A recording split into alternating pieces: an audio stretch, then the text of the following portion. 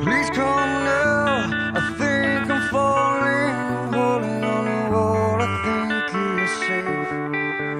Seems I found Tonight, the most a powerful way hurricane to hit Haiti in away, more than and 50 I'm years trying is to causing chaos and escape. panic. This is Matthew! Hey! Pray for us! We are right! Welcome, everybody. If you live in Florida, this storm is pretty significant in the eyes of many, but not to minimize some of the effects that this storm can and will have. It's also something that's going to become a norm. And I want to talk to you guys about, since this hurricane is coming and your attention has been drawn by this hurricane, talk about some real world scenarios that we must all keep mindful of. So I want to discuss those things. Now, who knows where this conversation is going to go tonight, because I didn't really plan to come on in the first place. But I do want to say welcome to everybody.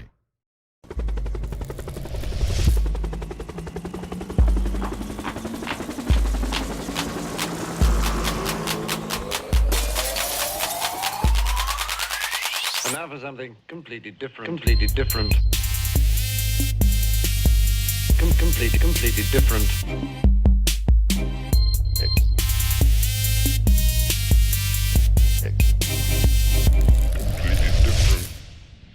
Those in some of you guys in Wellborn and Daytona Beach and Jacksonville, you're probably beginning to feel the winds.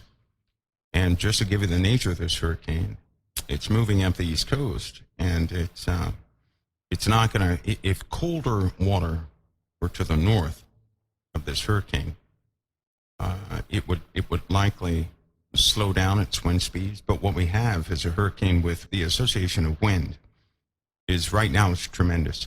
The wind speed right now, this is from current data, not from your weather channels, is a 136.2 miles an hour. It's still the storm itself. Some of those differential pressures are at 928 millibars. Movement is at 13.6 miles an hour. That's real-time data.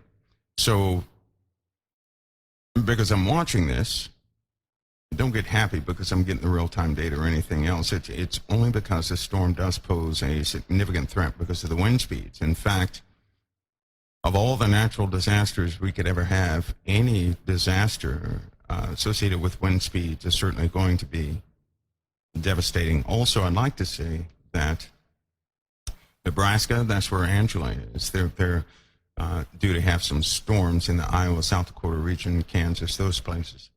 And a small piece of Colorado could potentially see that. I am going to be looking into another phenomenon while everybody's attention is on these storms. I'll likely be on for a long time this evening, going into the twilight hours because of another development. One of the key reasons I'll do this, and thank God I have time to do it, is that, listen, guys, should something happen, not associated with the weather, should something happen, it'd be heartbreaking to me for any of you guys to get so nervous that you can no longer function, okay? We don't want that to happen. And so if anything did happen, I'm not going to minimize what's happening, but certainly put it into context. At that point, if something does take place, it really doesn't matter how much information I give. It will be accurate information. It will not be anything that somebody would speculate on or assume or anything like that. It'd be quite accurate. And the reason for that is so that you guys can also inform others of those real world scenarios. We're reaching a time, most of the shows like Council of Time and all these other broadcasts, we're going to reach a time where whoever's speaking in those broadcasts, we're going to have to do a lot of explaining to the people. And believe me, we're going to reach some very strange times. Right now, you're being acclimated to these things that go on in the world, and it is global. It is global. Fear is certainly something that will destroy the mind, and it's unnecessary, really. No matter how bad it looks, fear is unnecessary. Many people are going to say, well, this storm was caused from HAARP. Well, no, it's not, because HARP is non-functional at the moment. At a small action, it's amazing. Every time somebody says something is HARP, all they have to do is, well, it's kind of difficult now, but HARP is not working too well, which is why they shifted many things to Germany. In fact, I know that certain people don't know the true mission of HARP and what they're actually doing. They blame things on HARP. They do. And it may sound convincing, but you can make anything sound convincing. But what I'm telling you is this. Yes, they have weather catalysts, I'll call them, to increase storms and do things of that nature. They do. Weather wars are real. That began in World War II, when they began to create clouds as a curtain to hide aircraft and ships. That's when the chemtrails really began. In World War II, it was a defense strategy. Then it flipped over to a computer program, so they could see a three-dimensional model a long time ago of everything that was on the face of the earth. Reflective particles put into the atmosphere would actually bounce IR back, and they could see objects moving. That's where it came from. HARP was a part of that too. It was all part of weaponry and monitoring. All these things have an origin. Many people think they're seeing UFOs in the skies, and they're not. There are many things up there like that people try to explain, but it's better to wait for the truth. Because now we enter into a time where speculation is going to become absolutely 100% dangerous. Even I had to learn the lesson to not give out things prematurely. Do you not know that back in 2011, these phenomena on the East Coast of weather and the West Coast were known by a team I was associated with? So what it really means is that the East Coast is going to continue to be inundated with water until the point where we're going to lose the coastal regions. It's happening slowly but surely. 2011, I began to talk to people about it. Here's the sad part. There's a mentality, a mental state that we have which says this. If a multitude of people believe it, it must be true. That's wrong. A multitude of people do not believe in the Bible. They get this mob mentality of belief, this type of hysteria on facts. Because a multitude of people, or majority of people, believe in certain facts, they count that as being real. See, here's the thing. Just like this storm, right? Let's take this storm, for example. They give a warning. They tell people to evacuate. You and I know some people are not going to evacuate. They're going to ride the storm out. Now, if the storm shifts, all those people who didn't move, they're going to say, see, I was right. And the people who evacuated, some of them will say, well, they can't ever get anything right. And then, when they give no warning, storms are going to change positions and take lives. So here's what I'm saying. Nations in distress with perplexity. You know what that means? Their ability to forecast is coming to an end. If nations are distressed with confusion or perplexity, no, they can't solve it, then their forecast models are going to cease to work. That's a conflagration of problems that will begin to take place on the face of the earth. That is the unthinkable actually taking place. That's where people lose it all. Again and again and again. That's having a hurricane and it passes only to be followed by some other disaster, like a land shift, a city-sized sinkhole. You will see a city-sized sinkhole. You're going to see it. All the degradation that's happening on the East Coast is affecting fuel lines and everything else. States will run out of fuel. Something will happen to the fuel lines on the East Coast, folks. It's happening already. There's degradation of gas lines, coal fires under the East Coast too.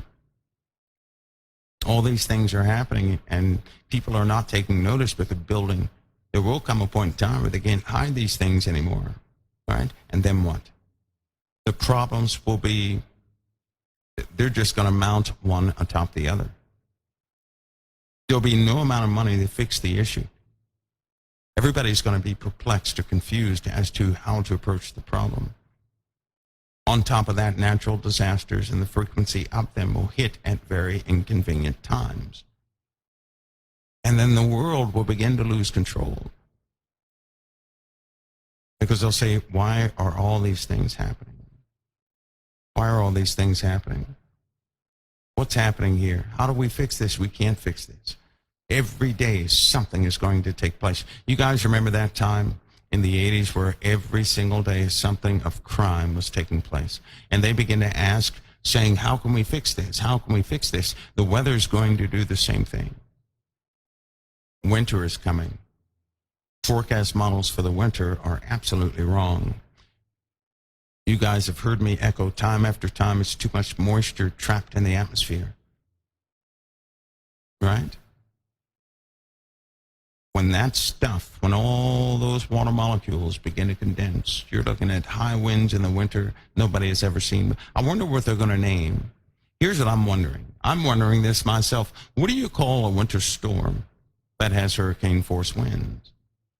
That looks like a hurricane, but it's a winter storm at very low altitude. What are they going to name that? A winter cane? I don't know what they're going to name it. But it's going to happen with the vortices that will take place. What do you call that? They can't call that just a strong low pressure system either. So what do you call that? There will be some new weather phenomena happening, right? So, and listen, you're going to see an example. Because if you don't think those straight line winds of about 150 miles an hour are coming, I don't know what to tell you, but you might want to track certain events of this hurricane to get an idea of what 130, 120, 130 mile an hour winds can do. You see, a Cat 4 carries winds up to 140 miles. There's no structure that can really withstand a Cat 4. It's going to have damage either way. So what happens when a massive low and a massive high get together, causing isobars all over the map, and then you have straight line winds like nobody ever saw before? There will be low pressure systems the size of the United States. Can you imagine a low pressure system the size of the U.S. and a high pressure system the size of the U.S. and in between is the U.S.? Then you have straight line winds. And what will people do? We have all this knowledge, but we're not looking at the true potential, certainly of what the Lord said. That Jesus said this. The seas and the waves roaring, men's hearts failing them for fear, for looking after those things which are coming upon the earth. I want to explain something to you. When the powers of heavens are shaken, that was the last statement, Luke 21:26. When you look at this in context, all of the above was happening because the powers of heaven are shaken. Because it says, signs in the sun, moon, and in the stars, and upon the earth, distress of nations with perplexity, the seas and the waves roaring, men's hearts failing them for fear, and looking after those things which are coming upon the earth. For, and this is the reason for all of it, for, or because the powers of heaven shall be shaken. When the powers of heaven are shaken, the moon will change. The sun will begin to alter. Even right now, the earth is tilting more and more every single day. Something is happening to the sun. Let me ask you a question. We hear all these things about the sun, but who's checking to see how far the earth is away from the sun, or how close the earth is to the sun? Has anybody ever told you, hey, the distance between the earth and the sun is diminishing or it's increasing?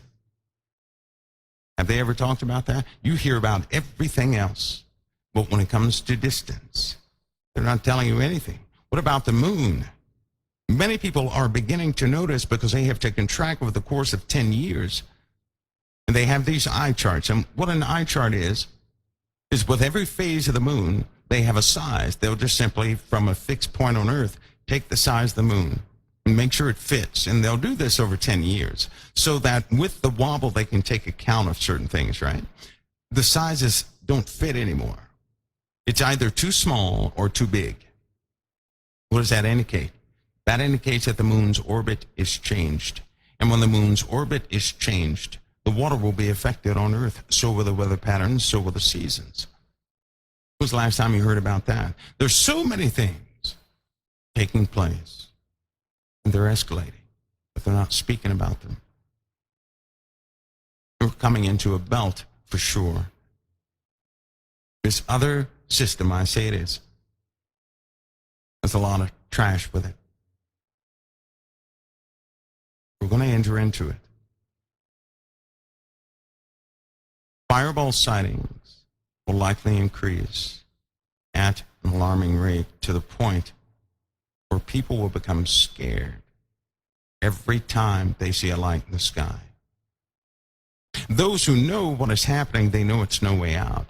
Can you imagine if we had a meteor storm and cities were burnt, right? But to a minimal degree, and people say, I'm glad that's over. We lost the city, but I'm glad that's over. And then somebody says, well, I hate to tell you this, we have 2 more coming in 2 months. People would they would be terrified seeing the evidence that an entire city was lost. The entire sky at some point is going to be filled with ash. And then what? The entire sky.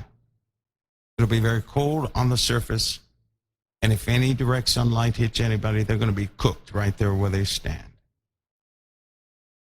There's a degradation effect that can happen now that they've stuck aluminum fragments and everything else in the atmosphere. If ash is released, there will be a reaction. Many people don't even know that. They don't know the correlation between the ozone and volcanic eruptions because we have tampered with the natural processes of the atmosphere. That just happened. We're now talking about global warming. The Earth can balance itself. It can balance itself. Doesn't matter how many toxins are in the atmosphere, but when you take those elements that are deep within the Earth and you begin to spray them in the atmosphere, they should never have been there. Then you have chemical reactions. You have a destabilization of things, and this is what they've done. So then things are out of balance, right? Why? Because of the military-industrial complex.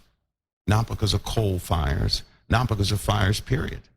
Not because of your trash or cow farts. It's not because of those things. The composition of the atmosphere is very different than what it used to be. Very different. Are they telling you about the other massive system that's forming, even right now? There is a possibility of another hurricane. Possibility. See, the water's too warm in the southern regions of the Earth, which is where the jet stream dips down to. Is anybody discussing? See, I've looked at what you guys look at with the airflow maps and everything. You know what? They're inaccurate. They're not covering certain regions. That's called a digital fill-in. That's a trending airflow, which means it's not actual airflow. It's not real time. But they're filling in the gaps with fuzzy logic, kind of like a video game. But I didn't tell you another one's forming. No one told you what's happening well below Arizona. If you go in the South Pacific, something is forming down there too, which could likely just come up to the West Coast. I think something is going to form and go right across Mexico because we have very warm waters in the Gulf right now. It's going to pick up energy. Where you have warm water, these things pick up energy. And by the way, in the southern hemisphere, the waters are incredibly warm. Also, the rain event that the Mediterranean will begin to produce. These are just weather phenomena that are guaranteed to shake people up. But it's going to become so bad, people will begin that they're not going to want to live in coastal cities at all. They're not. Folks, I want to say be encouraged. You're worth everything to the Father because he gave everything for you. Okay, I want to leave you with that. I'm going to go get some updates on the storm. You guys that live in Florida and the folks in Nebraska and play in the middle of the country too. They're having some pretty.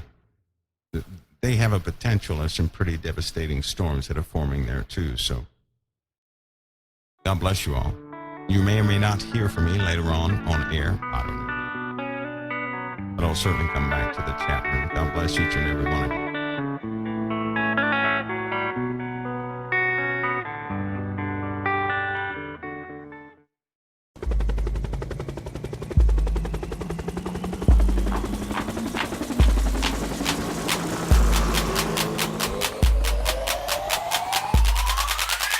And now for something completely different. Completely different. Completely different.